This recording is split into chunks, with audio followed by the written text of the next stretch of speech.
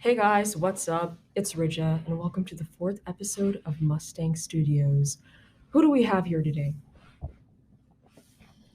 Hi, I'm Padma. Um, Move on to the next members. I think we also have a new member here. Would you like to introduce Yeah. yourself? I'm Taylor. I'm new. Not a senior, so that's good. And I'm Sadia. I think today's I think a pretty requested topic. It was about mental health. A lot of people have asked us since the conception of this podcast to talk about, the state of present day mental health, how people are like being affected by it, how people are taken care of, and all sorts of related topics. Yeah, this podcast episode, it's more on a serious note than what we usually talk about, cause yeah, mental health, especially since like what are we? We're high schoolers, right? And like also I gotta mention like last week we did not have an episode as well, got delayed because we were all super busy, and yeah, it was just a lot of work and we were just stressed out as well. And some of us were sentenced to the Ingenuity Dungeon. If you guys are not familiar with that, then to all my online students, fellow comrades, and soldiers, you will know exactly what I mean. Oh my god. I don't want to get into it now, but let's just say that this program is probably one of the main reasons why I personally have a strong connection to this topic. Because, okay, my experience with certain school things, like special ingenuity, it's not great. It's not optimal at all. But the another really main problem with this thing is that that lack of interaction, especially when you're learning something. When you're learning something for the very first time, it's always important that you have, this sense of connection and the sense of interaction, like face to face, like with the teacher. You have a bunch of classmates you can talk to. None of that. It's not there. It really takes away from that uh, the most optimal learning experience. You don't get to learn as much as you would if you were in a physical classroom, you know? Yeah, that's true. I only took like one online class last year, but like psychology. But from what I've like from that experience, it didn't like because of how like isolated you are, it makes me not that interested in the subject itself because like I'm not learning. I'm just trying to pass the class. And Which it's it really just sucks because those of us who are actually focused on genuinely learning are being done a huge disservice because this platform, it doesn't lend itself to actual learning. You're not actually learning something with the instruction that's being put out. It's just like, here's the information, here's just a word by word in like info dump on whatever's written on the slide presentation. Okay, you done? We underline a few things and let's move on. mm, And then it's not like the quizzes are any better. Sometimes they bring up stuff that will literally never be mentioned in any of the instruction videos or the assignments. Like I actually went through and like did a timestamp of all the stuff that I thought was related to apparently just never talked about. Yeah, and going back to what you said about isolation, we also had an episode about this. Like our second episode was about isolation, and I also talked about like last year we were all online, and I had like all my classes were online because I was in the online pathway, not the hybrid pathway. So all of my classes were like Edgenuity. They were all in Edgenuity, and I just felt mentally drained and tired, and to the point I felt like giving up in some sort of like instances as well, because I felt lazy, but then I came to a realization that it wasn't laziness. It was like I was being burnt out. Yeah, exactly. I felt burnt out because of all of everything that I was going through last year. And especially we were juniors last year as well, like minus one of us.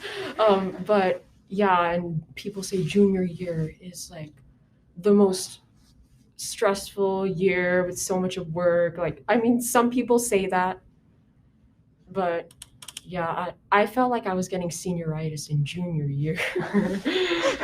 I mean, junior year is like the most hyped up year, but in all honesty, it's not. It's literally no different than your sophomore year, even your like senior year.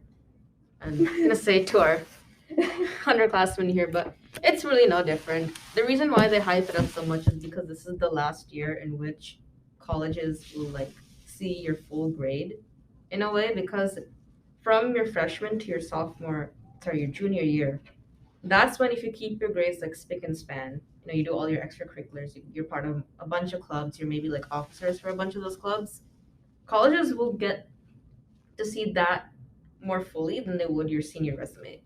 Because when you're applying for colleges, you're applying as a senior and not as a junior. So your senior grades are, unfinished.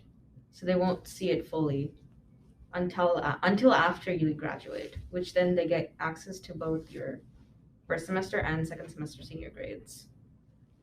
But even then, you still have to keep those grades up. You do well in your classes. You try your best, which I think lends itself into, I think, another aspect about mental health is just the whole motivation side of it. I feel like nowadays, with the whole advent of online learning, especially with stuff like Edgenuity, motivation is kind of going in a really weird place in the sense that people are no longer motivated to learn. As we said previously, with it's just super hard to learn on Edgenuity, which then takes away that motivation of wanting to know more about that subject.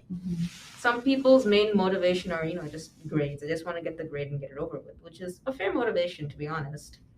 But at the same time, that motivation can be really taxing because that's the only thing you're focused on. You're not focused on actually understanding what the subject's about. You're not really focused on kind of implementing that subject into your daily life. Like math, for example. It's one of those subjects where people are like, oh, I hate this subject because it's so tedious, it's so wordy, it's so difficult to understand. But personally, I feel like math is one of those subjects. I feel like the more and more complex it gets, the more and more you learn to appreciate it.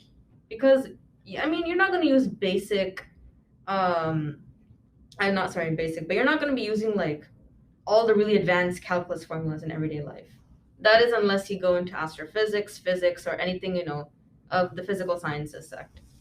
But stuff like algebra, stuff like simple interest, stuff like compound interest, you're going to see that, in everyday life. You're going to do that with finances, you're going to do that with banking, calculating loans. That's really important stuff. But then when you're like blocked by the fact that, I'm going to say blocked because I guess that's the only way I can like describe it. It's a literal wall of like you can't get over because it's just that grade staring you in the face. Like behind the grade is just a wealth of knowledge that will help you in life, but all you see is the grade, and you just can't get over it.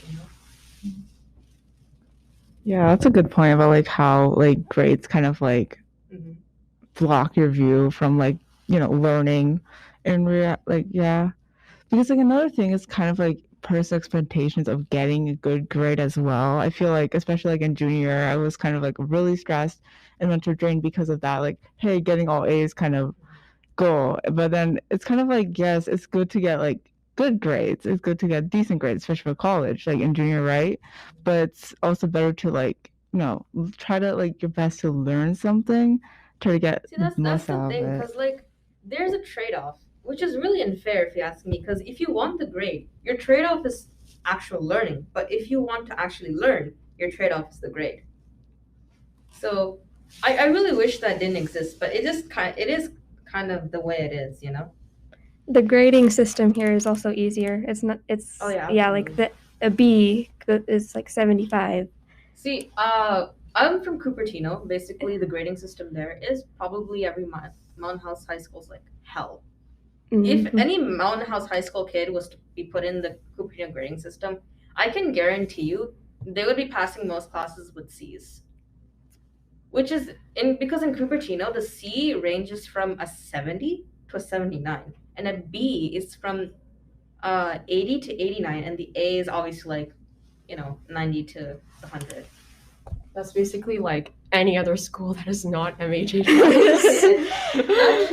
Actually, some schools don't even use the the formal like letter grading system that they go by like the numbers. Like Hmm. you get a 4 in a class, you get a 3 or a 2 or a 1 or whatever. And so I think some schools might just go off of raw percentage too. So I mean, I feel like Cupertino has taught me lots, resilience when it comes to dealing with grades, dealing with the harsh reality of the fact that, sometimes if you, it's, I mean, I think we all know that if you don't put in the work, you're not going to get the result that you want. But when I was in Cupertino, I feel like that fact was kind of amplified by the fact that I had all my classmates were basically at least 20 steps ahead of me all the time. And it was really hard to catch up with that and kind of, get over the fact that whatever I do, I'll always have to keep overstepping my own bounds. Even if I genuinely feel that I cannot do it, I just have to go for it, which then it sounds like a good thing. It sounds incredibly motivational, but when you actually do it, it just feels like you're more burdened than you already are. I mean, people could feel differently about this, but that's, I guess, my experience from Cupertino. But because of that, I've learned to navigate kind of how to deal with the pressure. Because in Cupertino, it's incredibly hard to be like the top 2% because everybody is already in the top 2%. Yeah. People with like 4.3s, 4.4s, like 4.5s, or even like 4.6, like weighted Yeah. GPAs. Yeah, definitely. Like, people in Cupertino are like really competitive. Like, for absolutely. sure, like Absolutely. you have firsthand experience for sure. First-hand yeah. Yeah. Another thing is like my family and I used to live in Cupertino, and so my brother, which middle school did you go to? I went to two actually. I went to Cupertino Middle School for my 6th grade, and then I went to Lawson for my 7th and 8th. Okay. I feel like it was much more rigorous in Lawson because Mm. the environment and the people there were kind of lent itself into the really like competitive environment, but not like a friendly competition too. It's kind of like a hostile competition. Yeah. I don't know. It could be different now, but I feel like just putting myself through the gauntlet has kind of mentally prepared me for being like, okay, in high school, I have to like get all A's, ace all my classes, be a part of all like the really important clubs like DECA or like, what is it, HOSA or whatever. But then I realized like I kind of became lazy after I came to Mountain House and realized how lax their grading system was, which kind of really impacted my Like habits. your perspective, especially like with grades. Yeah. I realized we tangent a lot. But it's fine. This is all related. So little, experiences with how the mental aspect of it can impact school life. Yeah, and also it's very pressurizing as well. And we were also talking about like competitiveness as well. There are like people are competitive like in the school life, like in college applications as well. Like it's a competition out there as well. Yeah, and it's like it can really give you a lot of pressure inside. And yeah, it can definitely make you like compare yourself to others, like especially when it comes to grade. And like you see one person there has like all A's and are participating in so many extracurriculars, and you kind of feel like you're not doing that great compared to It's them. like the cookie cutter. Like you have student A who's in like 3 sports. They did swimming, they did track, they did volleyball, and then they did singing, they did dance, and then like they helped on a bunch of like from my experience, like religious services. They did like 25,000 hours of volunteer hours or something really crazy, and they're like, oh, I want to go to Yale, and they got a perfect 600 on the SAT, and they got like a 37 on the ACT, it's a 36 maybe, and then they're like, oh, I want to go to Harvard, I want to go to Yale, but then literally their competition looks the exact same. It's the exact same. It's like rinse and repeat, cookie cutter formula. And I feel like the problem is, especially when you come from like an immigrant family, like my parents, for example, they really saw this as like the golden formula to getting into any of the top schools. I mean, that's pretty much how most of my cousins and also my extended family see it too, which is kind of unfortunate because it's also a huge, like, how do I say this? It's like, it's not that great for college applications. No matter how good you think all of these things are, if everybody's doing the exact same thing over and over again, colleges are going to get bored of looking at it. Like, you could do X amount of volunteers hours at like a mosque or something. But then what's unique about you? If you have all of these same academic achievements as your peer, they want to know what's unique about you. Do you do horse riding? Or do you like collect, I don't know, horseshoe crabs, as a hobby or something? You collect their shells or something, something really unique. Yeah, I'm a sporty person, so it kind of leads on to the comparison because like there's this person who's like faster than you, and you're trying to be like as fast as them, and you can't, like, you tire yourself out. So what is your take on this, like, what grade are you in? Freshman. Freshman. What is your whole, like, oh, you got a lot of time actually. So how well do you think, mentally prepared do you think you are for the whole college admissions process? It sounds complicated. It's complicated. I don't know. I still have like time to figure it out, and like I think do that's also things. another thing that I wanted to get on. Like, people these days are trying to rush into all these really, like, dare I say, grown up things, grown up or more mature things. Like, there's no need to rush into any of this. You should take your time and understand what you're getting yourself into. That also plays a huge part into, I guess, the mental health aspect of it, because once you actually get into it head on, you start to feel like this wasn't like right for you, or this wasn't the wisest decision. And it spirals into all sorts of like self-doubt, self-esteem issues, all of this kind of stuff, which is my biggest advice to freshmen or anyone, any underclassmen for that example. Let's say college admissions wise, like, you have a lot of time. Build up your reputation, build up your skill, and kind of understand what it is that you like and what you dislike. It'll take a while to know, because you're not going to know right off the bat what you like and who you are. It's a process. It's a process to understand that aspect of yourself. So, it's good on you. You can do your research. Just get prepared, but you don't have to jump in head first. Yeah. So like start slowly and start like slowly just like researching colleges, like what you want to do in the future, and don't wait last minute, for sure. Yeah, Talking from personal experience. yeah.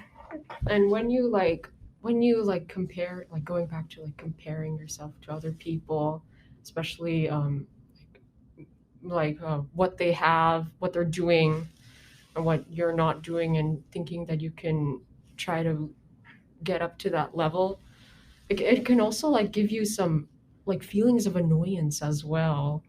Like, when you like see people do that, you might get annoyed, and it just comes like, Like, are you talking in the sense of like feeling like a bit jealous, I or think like? that is literally what jealousy is. That is what it is. Envy. Yeah. I feel like, oh my god, I think we deviated from the original topic, which is mental health. But I feel like this whole tangent aspect of it is a great transition into just the general, which is like mental health. I think it's no surprise, or it's a known fact, that I think our generation is known to be like the most depressed and the most like mentally unhealthy of the generations. I think it's sad to say, but I think it's been proven also. I don't know, guys, do your research, don't quote me on this, but I think it also stems from our huge, like, the influence that social media has on us, especially as teenagers. We always have access to all these like incredibly, glamorous visions and all of these idealistic aspects that realistically, that we might never become. We may aspire to become it, but we can't actually, do it. And people portray themselves differently online, like, oh, I'm having this super cool life, when they could be, I don't know, depressed or something. But that's the thing, no one's gonna ever post themselves being depressed on social media. Yeah. And those who do come off as incredibly disingenuous, right?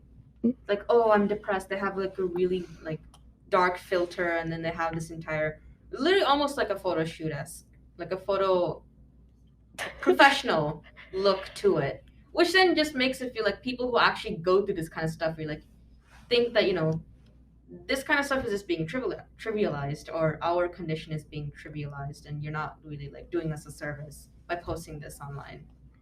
Yeah. Yeah, and people can also make fun of you as well because of like they think that, oh, you're not being genuine. And this also reminds me of Jenna Marbles as well. Yeah. And what happened to her and what she was going through as well. I think it's a sad reality, but the internet is not really a great place to seek any form of acceptance. Just gonna say it straight out. If you want to feel good about yourself, just do something that you like. You know, don't go on Instagram feeling depressed, seeing this incredibly good-looking person that you deep down realize that you may never actually be like. This is probably the most like PSA-ish thing I can say, but it's a fact. This has been harped onto us since we were like what, fourth grade or something, but it's super true.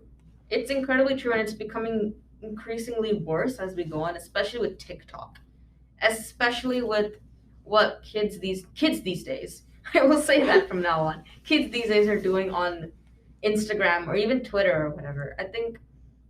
I don't know. What is your take on this?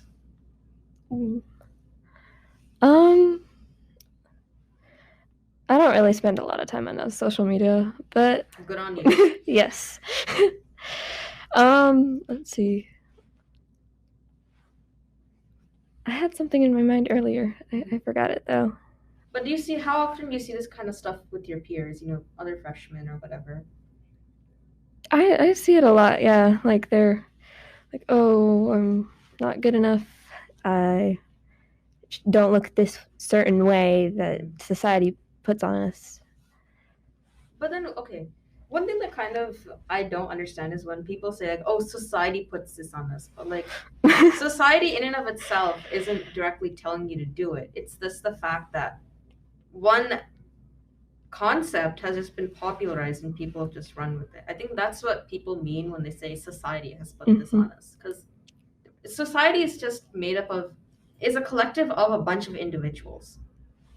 One individual may stand out from the rest, and that's what the other individuals are going to look up to or aspire to be like.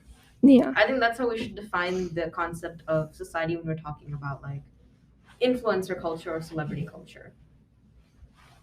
Actually, that reminds me of when I was little.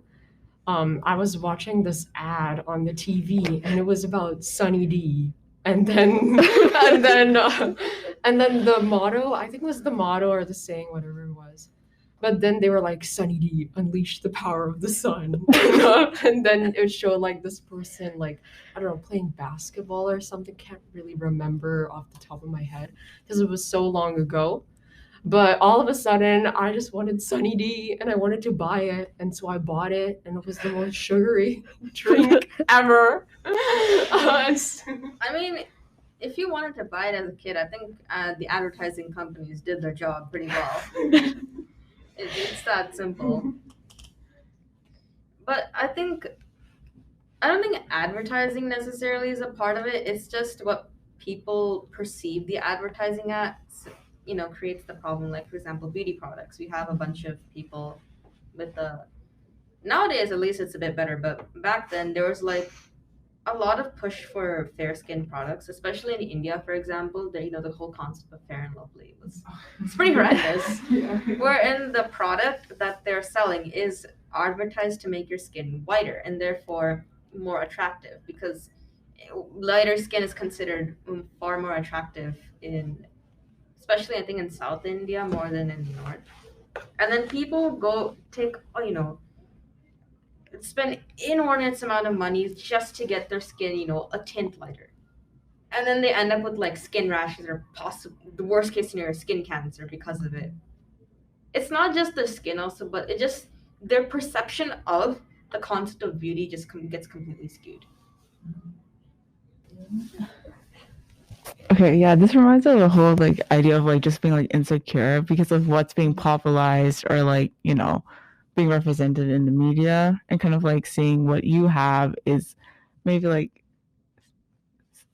inferior, I guess. I don't know how to describe it really. Yeah, I mean, I think that's a huge thing, but I feel like in a way nowadays people are like, oh, you shouldn't listen to what the media is saying, which is indirectly listening to what the media is saying by not listening to what it's a paradox. It's kind of like a paradox, but it's it's better now, definitely, where but I feel like the way what people are putting out is still essential in the same kind of mindset, but also kind of in the same sphere of thinking, in the way that, oh, if you shouldn't care about it. This just goes into the whole like, oh, you shouldn't care about what others think about you, which is true to a certain extent, but there are also certain things that you actually do have to pay attention to when you conduct yourself with other people. Like yesterday, I had this entire conversation with one of my really close friends. We live in the neighborhood, and it kind of dawned on me that like the concept of first impressions is super, super important. The way that you conduct yourself to people is what is going to form your image in their mind.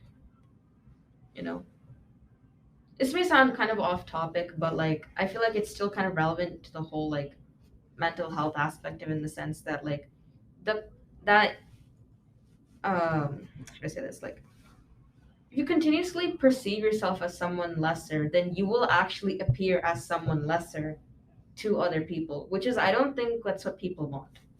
Perception. Perception is incredibly important, but it's not super easy to just get yourself out of the headspace of the insecurity, like, oh, I don't feel as accomplished as my peers, I don't feel as successful as like my brother or something or the other.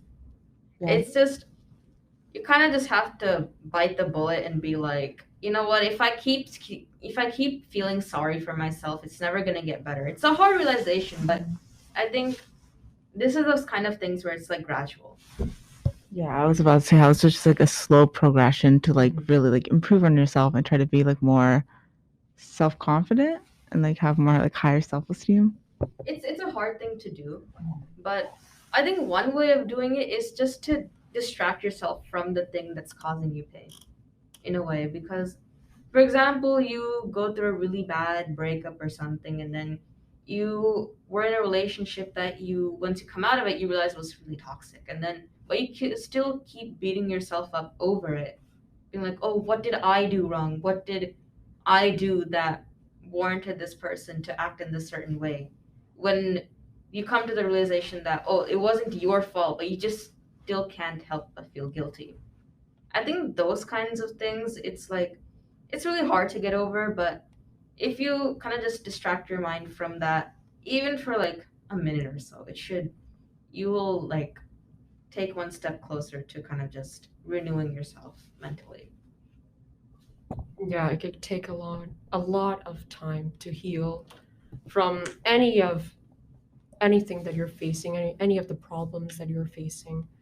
And yeah, I think that's a big takeaway for this episode. And yeah, I apologize if what we said wasn't directly mental health related, but I feel like a lot of the topics that we brought up were very relevant to what I feel like people are going through nowadays. So I'd like to say a thank you for tuning into this episode of the Mustang Studios podcast, and over to you, Reja. all right, guys, I think that's the end of our podcast episode. If you guys have anything that you want to say to us, you can email the club at mhhsms@lambersvilleusd.net. Give us a voice message on Anchor, or you can go to our physical Dropbox, which is located outside L125, and drop us a message there. By doing that, your messages will be featured on our podcast. And speaking of which, let's get the Dropbox right now and see what we have inside. Who wants to read the first message? So our first message is explain NFTs, please. Oh boy. Ooh.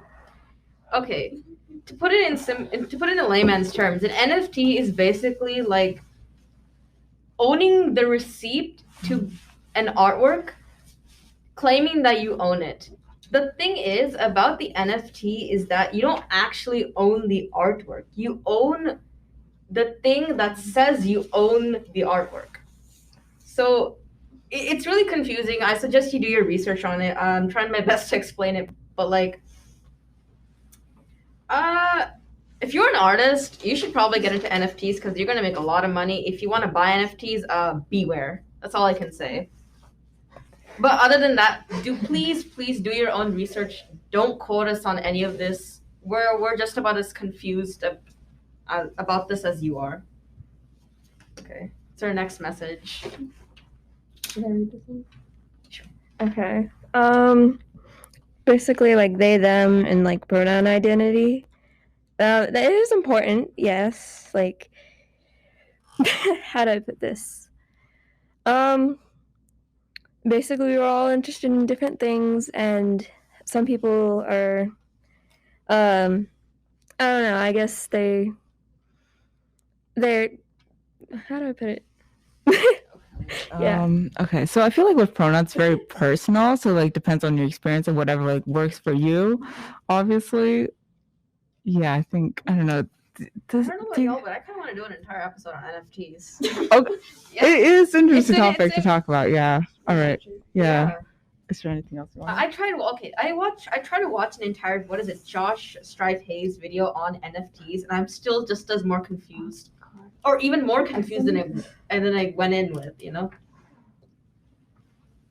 And people call NFTs a scam, and I can kind of see why. Because the thing about the NFTs is that, think of it this way: you buy a Christmas tree, for example, but buying the NFT is basically equivalent of getting just the receipt of the Christmas tree, saying that you own the Christmas tree, but not actually having it in your backyard. That's the easiest way I can think of it, which sounds like a huge scam because, like, why would I just want the paper? I want the physical tree. And probably the worst part of it all is that, especially because it's online, you can just easily like right click it, save it, and you own the artwork. You don't need to pay for the receipt or anything. It's already there in your computer. So people are spend inordinate amount of money on these kinds of things. But yeah. All right.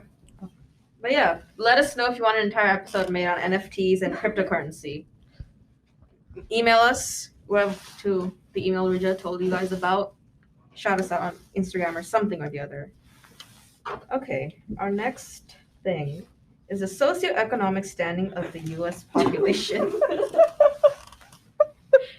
Man, just research this. I'm sorry. Yeah. I don't know. Yeah, I don't think we're the right people to We're call not for the that. We I'm don't sorry, have that whoever put information. this, you're asking the wrong people. Just do your own research. Okay. Our next message: stay positive. There's more to life than external influence. Absolutely. Our podcast episode kind of mentioned that. Yeah, kind of. Awesome. All right. Okay. My next message: I hope I pass all my classes. I hope you do too. If you slack off, that's kind of on your fault though. So don't slack off. I hope you do well. There's a comment right here that says that our podcast is fire. Thanks. We do our best.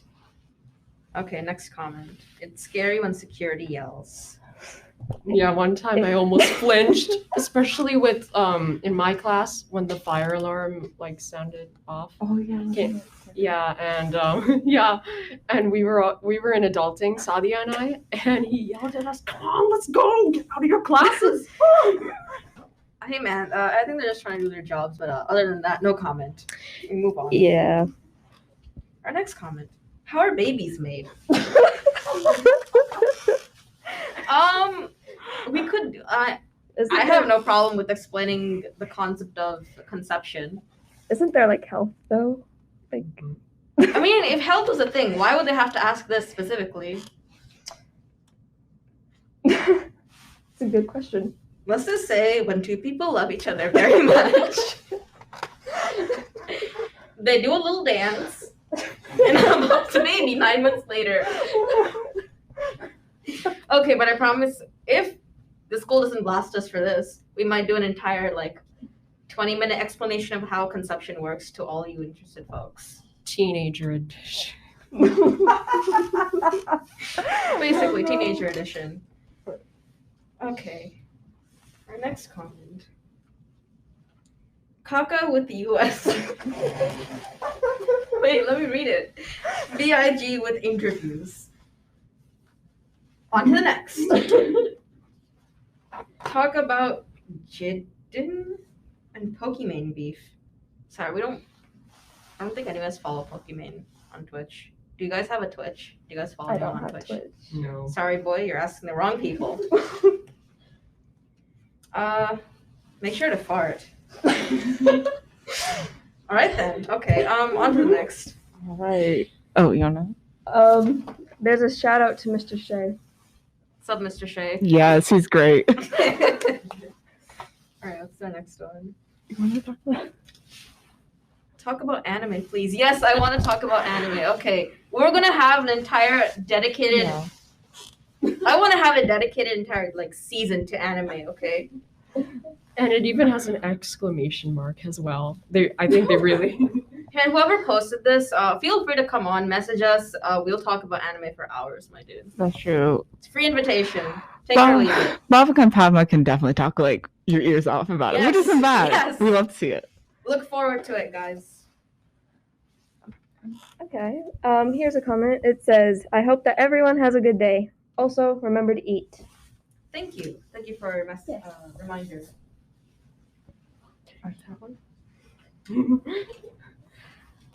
Okay, this one says,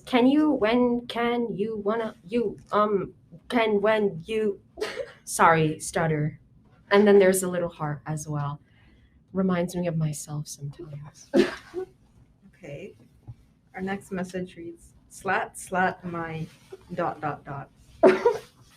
Anyways, on to the next one. Wait, what was it? By Queef. Right, that's a great use of our Dropbox. All right, I guess keep them coming. I don't know what else to say. All right, guys, thank you so much for putting those lovely messages in the Dropbox. That's all for that. And yeah, that's basically it. Follow us on Instagram for updates, which is MHHS Mustang Studios. Subscribe to our YouTube channel, which is also called Mustang Studios. Add our podcast to your Spotify playlist and follow us on Spotify as well. And it's all on Anchor as well. Right, that's it. Bye, everyone. Bye. Thank you so Bye-bye. much. Bye.